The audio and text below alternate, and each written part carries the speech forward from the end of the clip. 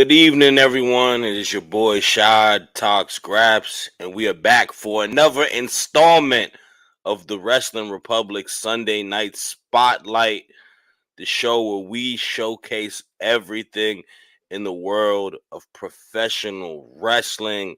And we don't have our fancy topics to the right of me today. Big dog Ben Allison is taking a well-deserved vacation, so we're gonna operate a little differently. We're gonna tell you the topics, but man, we got, if you see the title, we got a lot of stuff that we are spotlighting that was super newsworthy this week in pro wrestling, and I'm excited to talk about it because I got myself a great panel, two people I work extensively with during the week, and we're gonna really kill it today. First and foremost, we're gonna go out to my brother out in Louisville, co-host of NXT Off the Air. Dryzyy, how you doing, dog? Good morning, afternoon, and evening. It's the guy you should believe in out the bed and on the feet because this ain't time to bitch up. What's going on, y'all? I'm a little somber. Louisville actually took a L yesterday to Notre Dame. I'm still kind of in mourning of that, but I'm good. I'm good. Yeah, I'm still I'm tired for staying up watching that Bama and Georgia game too. That was kind of crazy. I didn't Uh, expect Georgia to come back, but they still took the L though. So for the Bama fans out there, I guess it's Roll roll Tide. tide. um, Last but not least, we got the Queen of Wrestling Republic, the Queen of Sunday Spotlight, out there in New York City. Megan, how are you doing today? I'm doing well. It again is another rainy day in New York, but I'm blessed. I woke up. I'm ready to get the day going.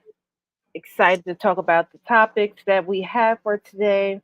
I'm just grateful to be here with you guys, and I'm me. I'm happy. Yep, and we got ourselves some topics today, man, and I'm excited for it. We're gonna do stuff a little differently today. We got three pretty loaded topics that we're gonna talk about. And we're not gonna showcase our highlights of the week because it actually coincidentally every topic has happened this week. So it's kind of our highlights of the week, and it is also our spotlight. So we're doing it a little bit differently today. We haven't done one of these episodes in a while. We've given y'all plenty of interviews these last couple weeks. If you haven't watched them, go back, rewind, watch them. Nina Samuels, Alex Kane. But we back on our regular show, and we're gonna kick it off with the first topic because it is something that I love a lot. Hip hop music seems to be bleeding a little bit more into the world of the WWE, right? This past week we had the rollout for SummerSlam, which is going to be at MetLife Stadium in New Jersey, but it's for the New York crowd. I know, man, right? But it's kind of like how it is for the Commanders being in Baltimore. But we had Cardi B, and Bianca Belair doing the rollout commercial for it. And it may seem like she's gonna have some sort of influence, possibly host SummerSlam. She uh being a big time hip hop artist, always amazing just to see how we know that Bianca Belair is the star.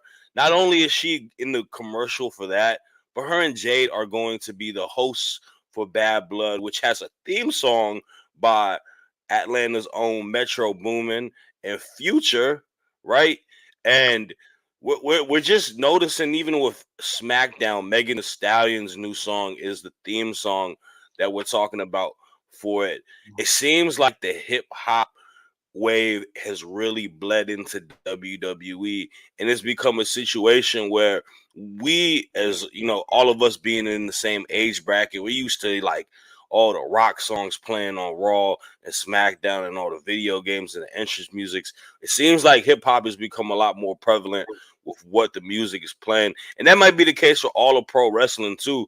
Like we talk about like even the AEW, like Swerve's theme song is pretty big time, and it's a hip hop track, right? But like you're seeing it more, and like I love it. I think it's a good representation of what's popular right now, man. People really are into like hip hop, and just that's the more popping music. And there's a lot of people out there on Twitter complaining and stuff like that, but it is one of those situations where things are changing up. So I'm gonna open the floor to y'all. What are y'all thoughts on WWE and hip hop music? Who want to go first? Ladies Uh, first. all right. It's like you said, like there is a change in the air, and we're not. When I was talking to my younger sister about it, and she had a certain demographic in mind that's complaining about the rap music, I had to explain to her that it's not the younger demographics. Because when I go to music festivals like Smokers Fest, Rolling Loud, Governor's Ball, and you have these um, headliners like a Future, Travis Scott, especially, you see a lot of them in the front. So it's not them. It's the older crowd, the crowd that we were watching wrestling with, who, like you said, grew up listening to Hooverstank and Disturbed and Strain and Linkin Park and Nickelback and stuff. And so when you have a younger crowd that is more in tune with popular music, which happens to be hip hop, whether it's drill music or not, um, change is just hard for everybody, and some people it's just not that really, they don't have that ability to adapt to change. And people should have known since WrestleMania that things were going to change. I think Triple H and Stephanie made it clear that this was a new era. That I mean, they kind of like drilled it into our heads for the last couple of months that this is a new time. Things isn't going to be done the way Vinnie Mac had it running. We in a new space, and whether people feel like the SmackDown theme is a slight towards our next, you know, the person from our next topic, or it was just perfect timing. Um, is neither here or there. As I said before, I say it again. When I look at Triple H and when I hear the certain things that's being said about him, I know how to differentiate between the men. I know when they're talking about Paul, the businessman, and I know when they're talking about Hunter, the wrestler, who can tap back and forth into both characters and into both personalities. And so when you see things like him tweeting that the theme song for Bad Blood is going to be GTA by Metro Boomin and Future, and we're going to listen to that all the way to Bad Blood. I took that as, a way of letting those that is not necessarily happy about the hip hop music know, look, I hear you, I see you, but it's staying, you know. And I don't know. I always get a kick out of it because I know that there's that side to him where it's like, you're not going to bully me into what you think it should be. It's going to be whatever I feel is right for the company. And right now, wrestling is for love right now. Talk So, about it. Talk about um, it. stay mad, I guess. That's all you can do. You know what's you know what's interesting, and I want to just kind of touch on a point that you made, and it's about Bad Blood. Like people were kind of like complaining and tripping about the whole Bianca and Jade hosting it rather than having it in a match. Do y'all not know where Bad Blood is at? We in the A. We are Hmm. literally in the A. That is a big time thing. These are two women who are also from the South, Right, Tennessee, Florida, right? Like they're from that right, area, and hosting a event in Atlanta where everything seems like it's built off of like it being in Atlanta. We got the theme song being Young Pluto, right? And Metro Boomin. And you could talk about the cross. Like these women are crossover superstars. Like that's Yep. a big fact that people don't. It's not going through y'all brains for some odd reason. Y'all only focused on the standpoint of matches, matches, matches. Not everything is always about matches in the world of right. professional wrestling. There is bigger stuff to it, and it's a bigger moment for them to host it rather than to have some match against the I don't know the Isla and Alba Fire for like the 90th time, right? And Like, I come on. Right. and I want to play into that aspect too of the whole. If we want to throw, well, they need to have a match. Do you really want them thrown together match that you don't really care about Right. just for the reason of it? No, I don't. They just literally just got out of a feud. So if y'all want to play that logic, it does not make any sense to go ahead and throw them it's on the card in any match just for no reason. If they're gonna be in something, I want to, especially something called Bad Blood. If you look at the logic of all the matches on that card, all of them have been going on for some months now. It Right. doesn't make sense. Let these two, your ambassadors, your Hmm. ambassadors into the new generation of and going hand in hand of hip hop and wrestling. Let them be that. Yeah. They WWE's been trying to, and I feel like WWE's been trying to push to get to this lane for a while now. Because even back in Ruthless Aggression, they've been sitting there trying to get into the hip hop world. They have been doing things. They've had all types of joint. What was it called? They had a hip hop album with a lot of the main wrestlers getting their songs redone by hip hop artists. Hip hop artists, yeah. Hmm. They had. I Like remember the Run DMC even did like the whole remix, the yeah, King of Rocks to the DX theme Right. song back in the day yeah. too. Like this is like something that's been going on for so long, and those kids, like all of us that are in the same age bracket, are the ones who became wrestling fans off that. And back when it wasn't cool to be a black wrestling fan, it was Right. considered that white boy stuff. And we've grown up now and got to the point where it's not just white boy stuff. It's for everybody. Like Yeah. wrestling is for everybody. And we need to get out of that. Like all these people on Twitter and the hip hop doesn't belong in wrestling. No. The bull that is it's only for one person needs to get out of wrestling. It has to. It, Because Like I would so true. never understand how, like my main point of it is you have John Cena released a whole hip hop album, Hmm. yes. a whole hip hop album, not a rock album, not a jazz album, a a hip hop album to a song that he still used to this It, day. but people won't bat an eye about that. Not one bit. They They don't won't say bat an eye. they don't say shit about that. They won't bat a damn We eye about that embraced shit, him. bruh. We embraced him because if it wasn't for him, you wouldn't have Max Caster. And let me tell you, I know some people feel like Max Caster isn't up there when it comes down to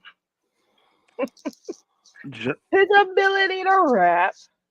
ju- as- That's subjective. But even he gives credit to John Cena for For that sure. because no one else was doing that before him. So, you know, um, this I year, used to love when he used to just diss his opponents, John Cena. Like that was like the yeah. best Cena to me. I mean, and we cannot forget with Sexy Red being on NXT Yo, and and stuff. And so and just having that whole moment of her and Trick and Lash Legend and the rest of them in the ring, and she just like twerking and whatnot, like that was a moment we would not have seen Hmm. if Vince was still Yep, we and there. even in Mania, we had Lil Wayne come out with Jay Uso. with Jay Uso. Right. Um, that was Super Bowl couldn't even give us Lil Wayne, but WrestleMania did.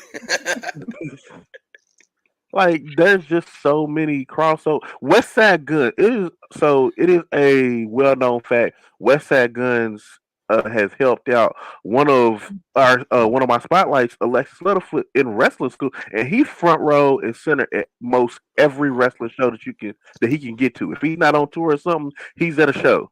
Mm-hmm. And he's Yeah, somewhere you can see him. He might as well be a every commentary. every show too. He rapped out with, and then he also came out with Swerve too, didn't he? Yep, yep. Yeah. And no, he Yeah. came out with Daniel Garcia in the Buffalo show. That was the dope thing, because obviously, the Griselda boys are from Buffalo, and like Hmm. Daniel Garcia's from there too. Daniel Garcia, man, he a big hip hop. Like, there's so many of these young dudes that are hip hop fans. It's not even. I'm not even trying to pigeonhole it only to WWE. I'm only because obviously our next topic, and this might be a good segue to do so, Right. has a heavy influence on the other brand. So let's Hmm. let's get into it. The next topic is definitely hip hop influence to the other brand, because our native New Yorker, there is a pretty popular radio broadcast that we even watch on YouTube here and there, called the Breakfast Club, with C the Right. guy, Charlemagne the God of Envy.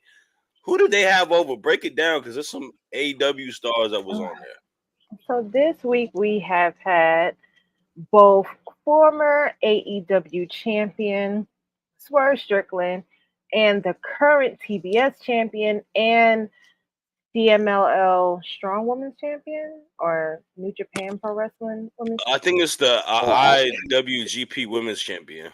There you go. Mercedes Monet on the Breakfast Club this week, and it has caused a lot of friction and discord on social media, but that's to be expected because we're talking about the wrestling community on the internet. Um, there was a lot of things to take out from this interview. I guess, and it could veer off into so many different conversations and definitely some strong worded sound bites. But, you know, the main getaway that I took from the interviews, or rather the main points that should have been taken away from these interviews, is the fact that these two are clearly happy in AEW. They definitely didn't take a moment to give us any impression that they wasn't. Like they're going to constantly let us know that they're happy there, and we're happy that they're happy there. But um most of the sound bites was definitely about their treatment in WWE. For instance, Mercedes sharing that, when she left WWE, she mentioned that it was for different reasons, but a lot of personal things happened between her and Vince McMahon, and she didn't appreciate the way he had spoken to her during that moment, and it gave her the clarity to know that that wasn't the right space for her and that she needed to walk away. Um, as a woman of color, I get it. When you are in a workspace that might not be ideal all the time, you want to be spoken to with a level of respect. And if she was a homegirl that I knew from around the way or a childhood friend, I would definitely tell her, hey, if you're not comfortable there, then you need to go. If you're not happy there, then you need to leave. And and I give her nothing but much respect when it comes down to that. Now, the thing that kind of confuses me about Mercedes is that, and I'm always open to be corrected, but I'm almost certain that at some point she did say that she was open to coming back to WWE. This was like very off in the beginning of her budding career in AEW, and she sung another tune during the interview. She said that she likes the way that AEW is currently treating her and that she has the best relationship with them right now. And she feels that she is in the best space mentally and physically. And again, give her much respect for that because, again, you don't want to work. You don't want to be in a workspace where you dread to get up every morning, where you dread to be verbally attacked, where you're worried about when and if your pink slip is going to come. Um, but I know a lot of people felt like, okay, maybe Tony is kind of pushing her to say these things. That's neither here or there. She seems to be happy where she's at. And the only thing that I would suggest for Mercedes at this point is to the comparisons between her and WWE. It has to stop. I think she has made it clear the difference between her treatments in both companies, and it's no point in drilling that in any further. Um, as in for Swerve, I think everybody knows that he said that WWE reached out not to him directly, but to his representation, pretty much asking, about what's going on with him. I guess kind of trying to see if he's happy there, would he want to come back, or what they call contract tampering, quote unquote. Um, but just like Mercedes, he said he's happy there. He's building himself. He's in a position where he's feeling like he's growing, which he didn't get that in WWE.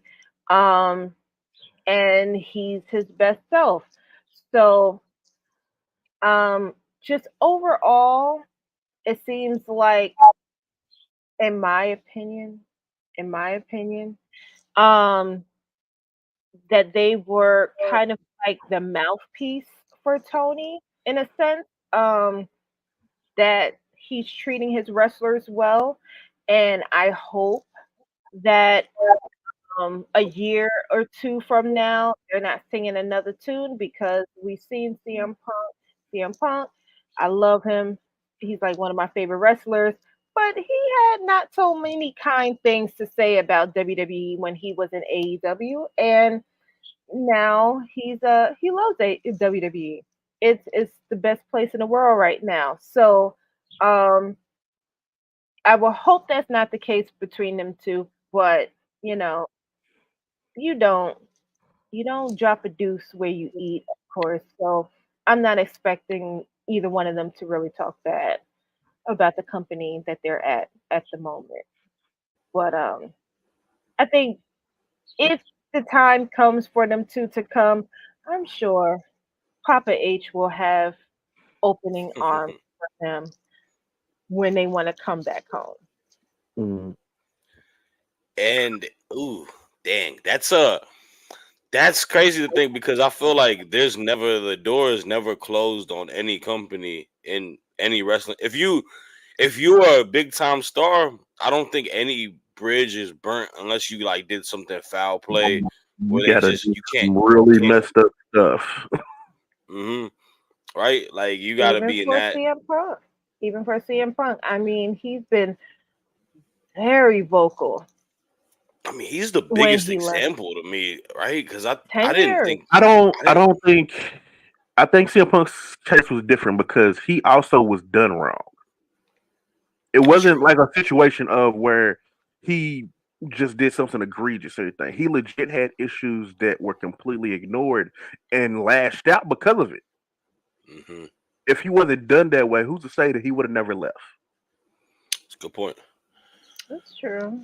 So That's true.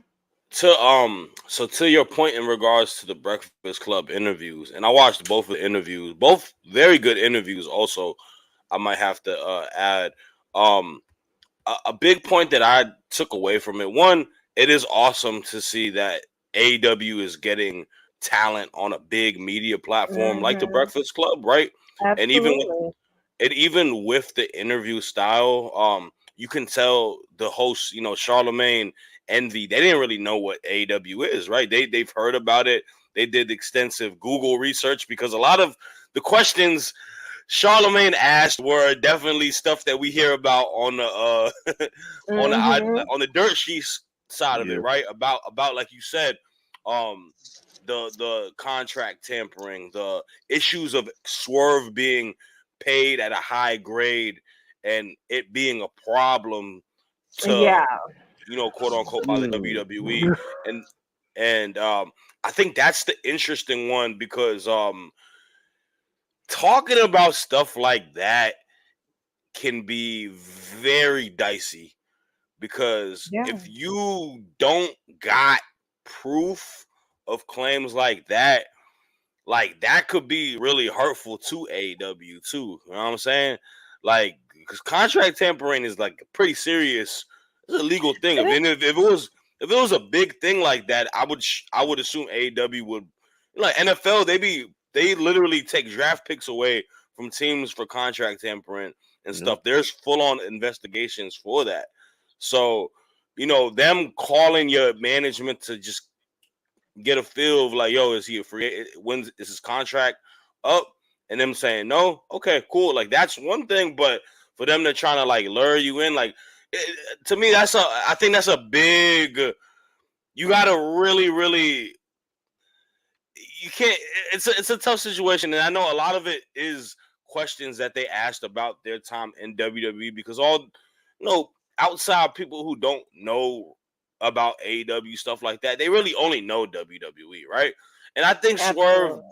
and I think Swerve did a really good job, being a good flag holder for it, kind of explaining what AEW is in a sense. Mercedes' situation, her interview was a little different to me because I feel like she felt defensive in ways. Uh, and a lot of it was kind of like not defensive in a way, but like I feel like she definitely reiterated a lot of like stuff you hear Tony Khan say, like we're the best this, we have the best that, the best kind of She's been situation. like that. Yeah. That's why I kind of get the mouthpiece Mm-hmm. Mm. feel from her. And I mean, I'm not saying all women are the same. I'm a woman, but I do know that when you are hurt to a certain extent, you kind Mm-hmm. of want to just stick that knife in just a little harder. You might want to twist it too. And in my opinion, I feel like that is what she's doing. She's kind of like showing them that, look, I'm really happy here. It's kind of like when your ex move on a little too abruptly and she seems a little too happy with the guy and you're just like, you're not it's a happy with him. that's a that's a wild Come back. analogy. But it's a realistic one, because when you think of it in a way that can make sense to someone, WWE is an ex of hers and Mm-hmm. she has moved on. And when you do move on, but you're still, trying to dig into that past person, you want to make it seem like you are so happy over here. Oh, I've never been treated this way before. Like he is, the love of my life or whatever the case may be. And it Right. doesn't always come off as authentic to me. Just enjoy your time there, Mercedes. You're the highest paid woman in wrestling right now. You are Mm-hmm. two belts in under a year.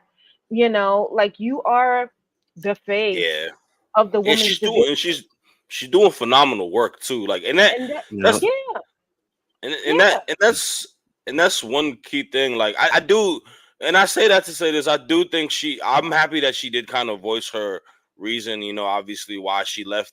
Being right, like you said, being talked down to by a big time person doesn't feel good. it does. So, It's but it's go ahead, Dryzyy. I think she handled everything extremely well on that aspect. I think both of them handled everything extremely well. I wanted to get back to the comment about Swerve and the being paid over market value thing. Right. That I don't think there's a better way to handle that one actually. Yeah. That would probably be the best way too, is just to be like and he actually gave references that this goes on in all of sports, not just wrestling. And it's just I actually hope that it opens, because he mentioned the black, because he went to the black quarterback thing on Netflix. Yeah, and when you sit there and make those comparisons, you really don't think about it until that point, and you're like shit, that is kind of how it is, ain't it? And because I originally heard the whole comment, I'm just like, that is such a crazy thing to say, that he's being paid over that after he's had probably one of the best years in wrestling.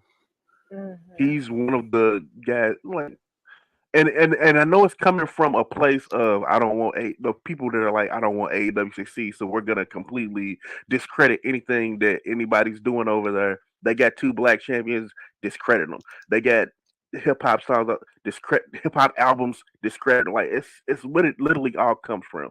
And I would really love to get to a point where the other can stop looking at, like, stop looking over to see what the other's doing and just worry about what you're doing. Right. Like, just because Swerve and Mercedes are over here flourishing, don't mean that Xavier Woods, Kofi, Bianca, like, that doesn't mean that they got to stop anything they're doing. That doesn't mean you got to stop pushing them. It doesn't mean anything. And honest to God, all of them probably be in the same places together.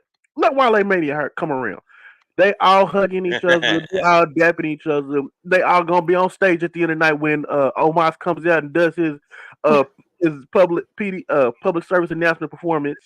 Like, it's all love between all of us, and I love the fact that it's that. It used to be a crabs in a barrel mentality, but now with the newest generation of black wrestlers, it's not a crabs in a barrel. We're climbing on each other to lift each other up. Swerve is at the top right now. Right now, they're gonna try and pull somebody else up.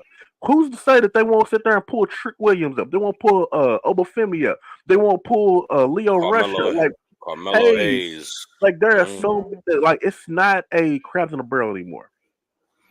Nah, and you know what? I wanted to I'm glad you brought that up too, because that point of it is obviously the big thing. Because I remember I tweeted about it prior to it, and we could talk about it because he talked about it now, right? Because we don't acknowledge dirt sheet stuff here. But that rumor mill statement that there was he was getting overpaid market value, please just end that bullshit. Please, pardon my French.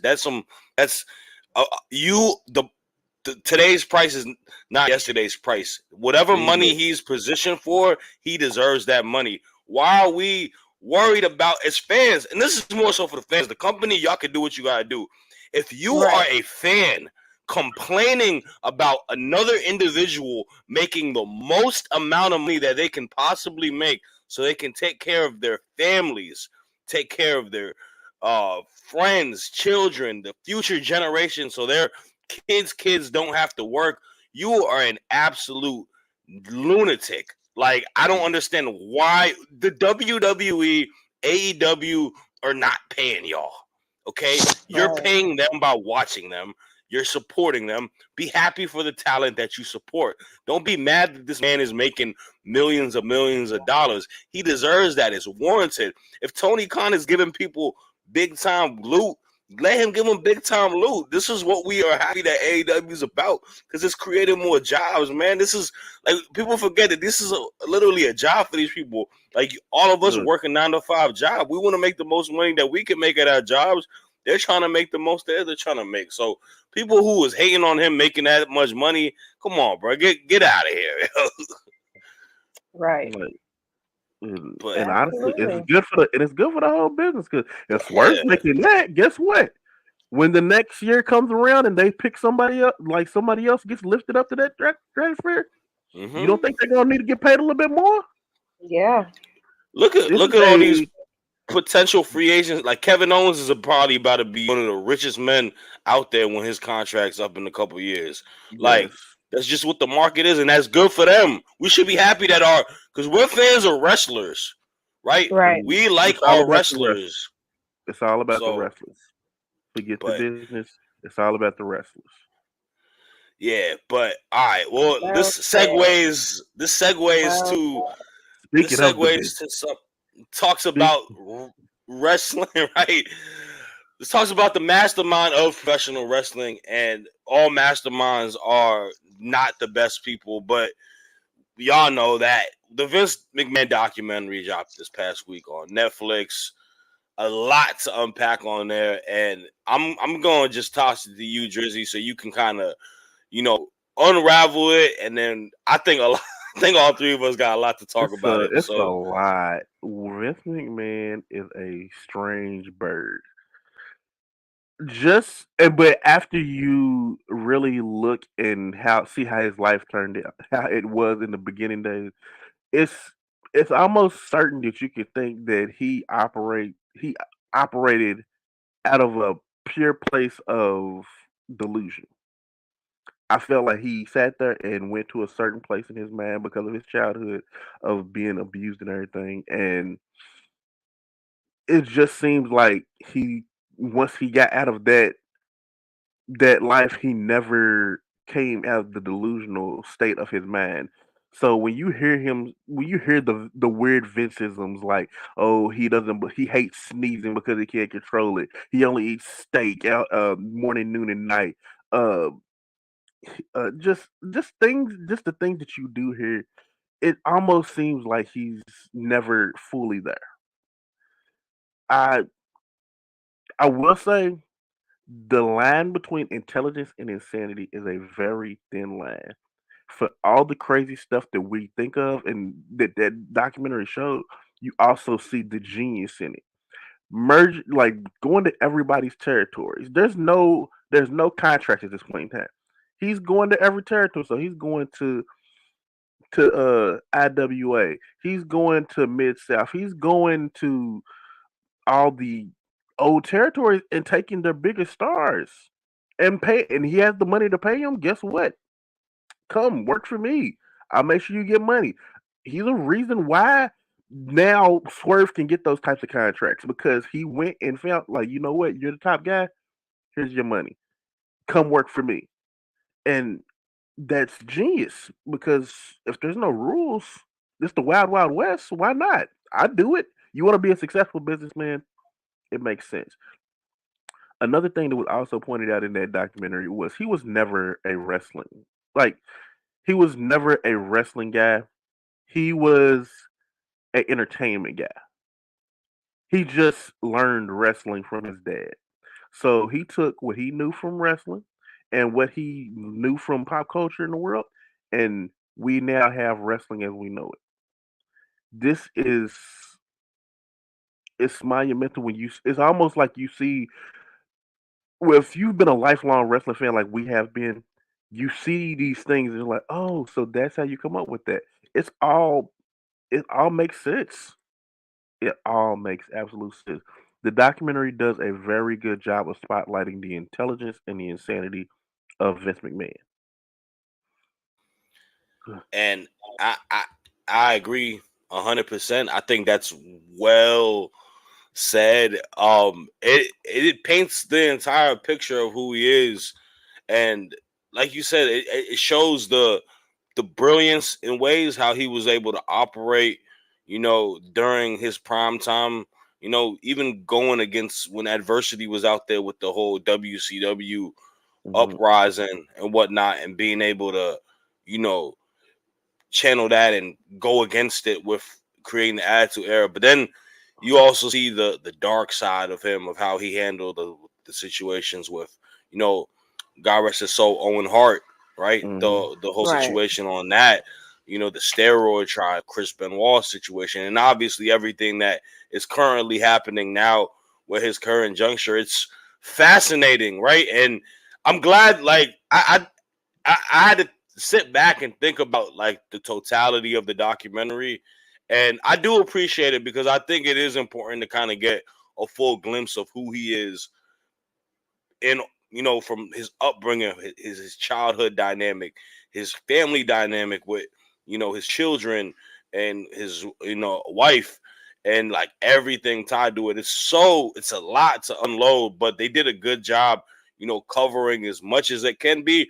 And I think they did a good job not making it, you know, being as, you know, being as favorable to him, but also being unfavorable. It lets you get the whole picture and allows you to kind of assess the situation of who he is. So I think it was a good doc. Megan, what are your thoughts in regards to it, like on the documentary?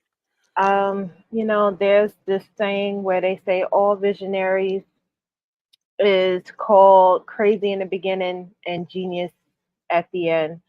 And when it comes down to Vince, the way he restructured wrestling from the way his father had it running originally, he was a visionary that a lot of people didn't trust his better judgment, but he pushed through and he proved that he could make a company that was worth a couple of $1 million and was losing money to the multi-billion-dollar company that it is today. But you know, there was something in the very beginning of the documentary when he very firmly tried to separate himself, Vince McMahon, from the character Mr. McMahon. And I thought it was such an interesting turnaround that by the end of the documentary, he didn't even know which one he was. He didn't know which one was real, which one was fantasy. And even he, his own words, felt that maybe he's more of the Mr. McMahon character than he originally thought. And I just thought, wow, you know, the irony in that. But I think you always knew that, Vince. I think, you know, there's only but so much of a random character you can play before your own personality starts pouring into that character. Maybe it's derived from your own personality. Maybe it's a character that was a blank canvas and you started adding your own, well, this is what I would do if I was this person, and the lines start to blend. Um, but you know, everyone has to go. We don't live forever. And I know a lot of people look at Vince as the devil, rightfully so. He's done a lot of bad things to a lot of people, stories that we probably will never hear. But you can't take away the legacy that he did create, that he built on his own with WWF and WWE. And I thought that was kind of ironic that the people closest to him, John, Stephanie, Shane, Triple H, all asked, what is Vince's legacy? They didn't know. They didn't have an answer. I don't know. You asking the wrong person, you know, and it's like the only person that had an answer for that was Tony Atlas, and he said that he was the greatest promoter, the greatest wrestling promoter. And I Yeah, said, you know what? Despite everything that Vince has been accused of, you can't take that away from him because he was. And he is. Yeah. But It's no, it is. I it's think me. the things that he has done is kind of overshadowing that, and it's tragic. It's really tragic, you know, because Yeah, he has hurt a lot of people. So, um, you know, I watched the documentary with an open mind. Um, it kind of added a little more to the original documentary that I saw that Vice had did, Nine Lives Events. So I kind of already had an idea of where it was going to go, stemming from his childhood and stuff. But if I take a moment to humanize him just for a second, this was a man that didn't even know his last name was McMahon for the first 12 years of his life. His father wasn't around, and you didn't tell your own son that you loved him until the day before you died. So, for the years that he had you in his life, all he ever did was try to get your love. And Mm-hmm. unfortunately, Vince perpetrated that same hurt on his own son, Shane, who had to wait how many years to get that same adoration from He his father. had to And wait many years, jump off a cage, jump off, just do all literally, these death-defying things just Yeah. literally to tear love up hug you. his body and stuff. And now your father is out of the business. Your sister is she's not in the business at this point, and you're looking to go to the competitor so that you can make your mark, because you are supposed to be doing that in WWE, and there's no room for you there. There's no room for you there. So I know that wasn't a topic this week, but I Nah, would but it's a definitely valid It's a valid love point to though. see. mhm, it's I one of the would. biggest things. I mean, if that's not a plot twist, I don't know what is. Yeah, I mean we I know that was talked about briefly on was it Wednesday the show that we did Mhm. or no Thursday, no Friday. I'm Friday, rough tripping. Friday. Wow, jeez, man, I'm tripping. Friday we had the news show and we talked about him possibly going, but like I even briefly said it too, like what you were saying, like um it there's a lot of trauma to Shane off of that standpoint because like it felt like it was supposed to be a family like heirloom, right? Like you go from Vince to Vince Jr. then to Shane, but now it's sold to somebody completely Mhm. different. And Yeah. not even hearing Shane out, man, kind of like brushing off the idea about UFC, and then you seeing Right. now they're partners with you. Like UFC virtually bought the WWE. Crazy world we live in, Yeah. dog. But yeah, nah, man. This was a fun episode, man. We broke down a lot of great stuff, and like I said, we did a little different. Our moments of the week kind of tied to our spotlight topic, so we gave it its well deserved time. Thank for y'all for being part of the show. Always is on our weekly panel, but thanks to everyone watching. Comment, like, subscribe, and we're back same time next week. We might have an interview. We'll let y'all know. But keep rocking with us. In the words of Jay Uso, deuces.